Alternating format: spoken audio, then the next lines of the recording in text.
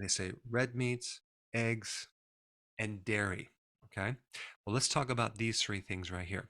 What you need to know about this to make it really simple is that when you eat animals that are fed with grains, you're going to get a much different profile as far as the omega 6 to the omega 3 ratios. So the question is red meat bad? It depends on what the animal ate.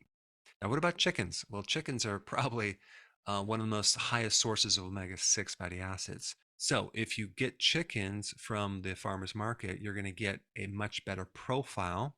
You're going to get less omega 6 because they're free ranged, hopefully.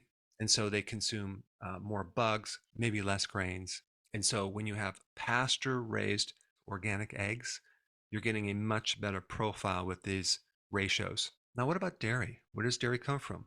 Cow milk. Conventional cow milk can turn into a good product if you ferment it. I'm talking about like grass fed plain kefir, whole milk kefir. I think that can help your gut and help arthritis.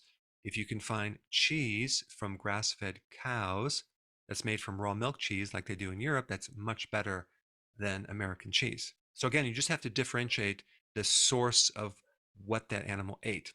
Same thing with fish, right? We have farm raised fish versus wild caught. Big difference in the omega 6 to omega 3 ratios.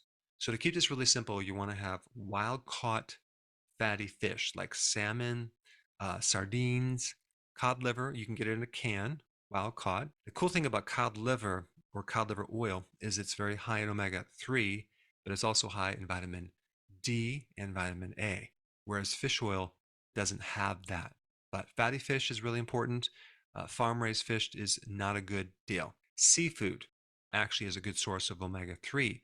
Omega 3 is anti inflammatory. Pasture raised organic eggs is a good source of not only omega 3, but vitamin D. The problem with getting vitamin D from our foods, it's just very difficult to find foods high in vitamin D.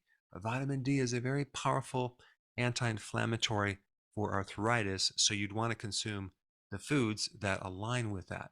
Like even with pork, for example, pigs that free range, that go outside the barn, that get sun, have a much higher level of vitamin D than the pigs that are confined to a physical structure and they can never leave. Now, fermented vegetables are good for arthritis, especially cabbage, as in sauerkraut.